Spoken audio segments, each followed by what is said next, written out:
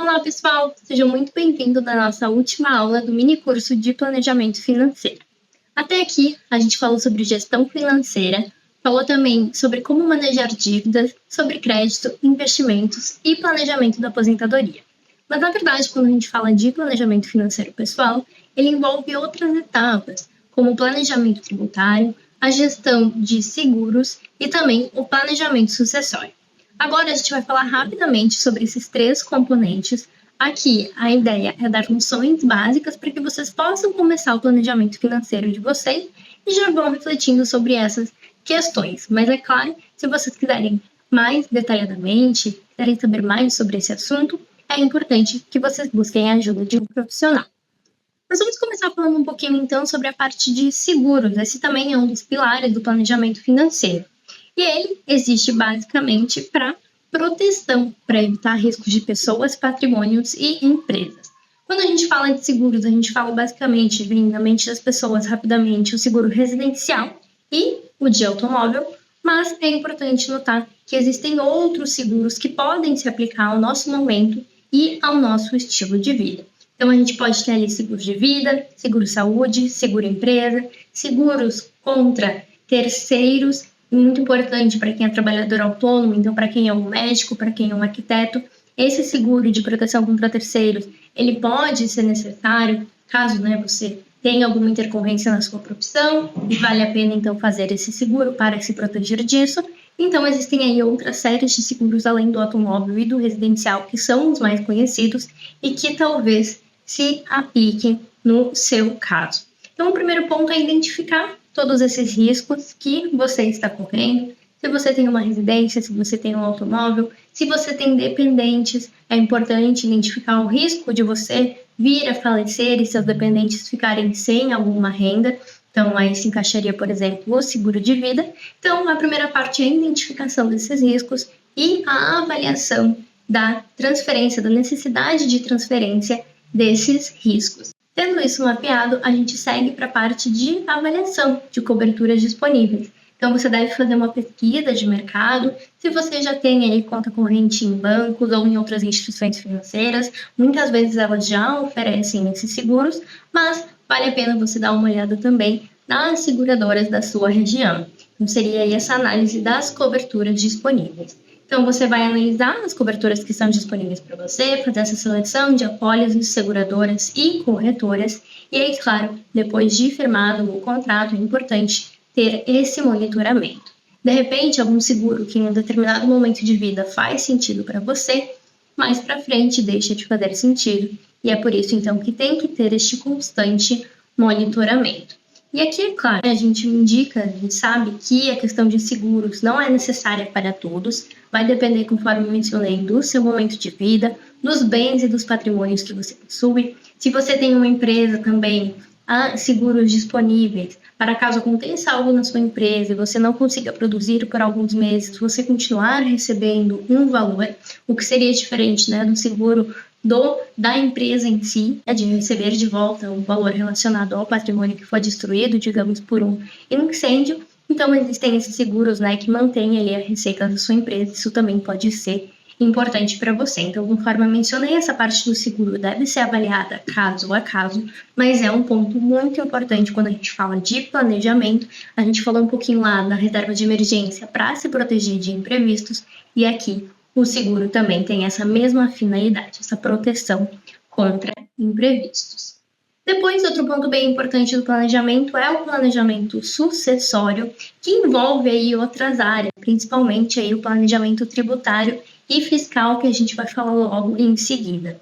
Mas o planejamento sucessório é bem importante para, na hora de passar aí os seus bens para terceiros, para dependentes, a gente evite o litígio, ou seja, a briga entre familiares. Então, é nessa parte que ocorre ali a definição de beneficiários, como que esses bens vão ser passados para esses beneficiários, se vão ser passados ainda em vida, através de doações, ou se vão ser passados posteriormente. Aqui também é possível fazer uma proteção de familiares incapazes, caso esse seja o caso, e é nessa etapa também que a gente trabalha ali com tipos de casamento. Então, vejam, um planejamento sucessório não necessariamente é somente para pessoas em estágios mais avançados da vida, mas ele pode ser feito também, por exemplo, para um casal jovem que esteja aí planejando formalizar uma união. Outro ponto importante que o planejamento sucessório ele é muito utilizado é para a filantropia. Então, muitas pessoas gostariam de deixar uma parte do seu patrimônio para organizações sociais. Isso é possível através do planejamento sucessório.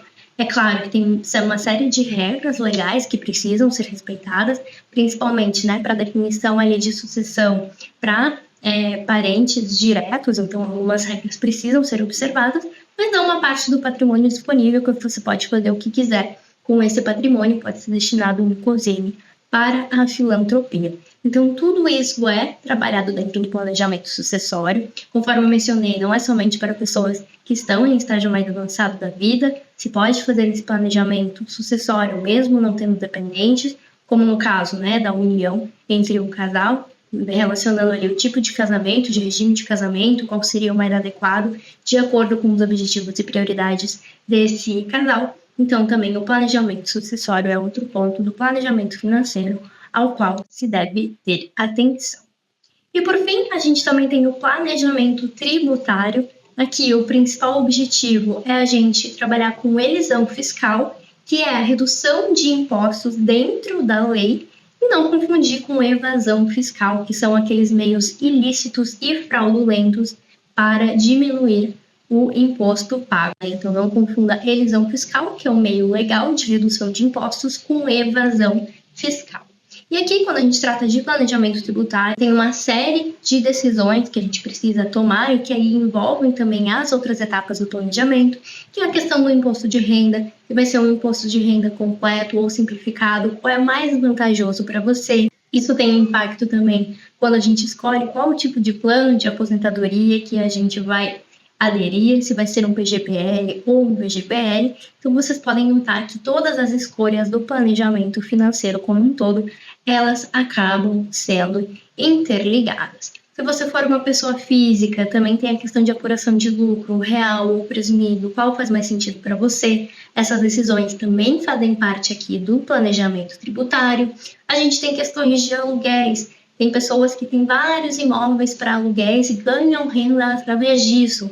Muitas vezes é mais construtivo do ponto de vista fiscal fazer uma holding e ter essa holding, receber esses aluguéis através de uma holding. Isso diminui o imposto pago sobre essa renda de aluguéis. Então, às vezes, isso é vantajoso, isso também é trabalhado aqui no planejamento tributário. E aí, por fim, o que a gente já falou um pouquinho ali da questão da sucessão, se o mais interessante seria doar em vida bens para beneficiários ou esperar a morte, enfim, tudo isso é tratado aqui dentro do planejamento. E para finalizar, eu trouxe só mais um exemplo. Aqui a gente tem tabelas de imposto de renda relacionadas à previdência complementar. E aí aqui é um exemplo, né? Uma das escolhas que você vai ter que fazer ao aderir à previdência é qual vai ser o regime tributário que você vai escolher. Então, se vai ser a tabela regressiva, onde a alíquota de imposto de renda na fonte diminui ao longo do tempo. Aqui a gente percebe que de 10 anos em diante se paga 10% de imposto de renda, ou a tabela progressiva, que ela aumenta conforme aumenta o valor de renda. Essas são decisões aí que precisam ser tomadas e são tomadas junto à parte de planejamento de previdência, mas é um exemplo aqui de planejamento tributário. Então, para uma pessoa que é jovem, que planeja deixar seus recursos por mais tempo, pode valer mais a pena uma tabela regressiva, e a tabela progressiva pode ser mais vantajosa para aqueles que vão receber uma aposentadoria de até 22 mil no cálculo anual. Então, essas diferenças que são trabalhadas no planejamento tributário. Como vocês puderam perceber, todo o planejamento ele está conectado. Várias dessas etapas elas acabam conversando uma com a outra, mas o importante é que você comece lá pela etapa de gestão financeira para começar a sua avaliação da situação atual. O importante é que você faça esse acompanhamento, vá aos poucos tomando as medidas para melhorar o seu orçamento e aí sim parta para as próximas fases. Bom, pessoal, da minha parte era isso. Eu espero que vocês tenham gostado desse curso, que vocês tenham conseguido tirar alguns insights, também dicas práticas para aplicar no seu dia a dia, e estou sempre à disposição para eventuais dúvidas. Muito obrigada!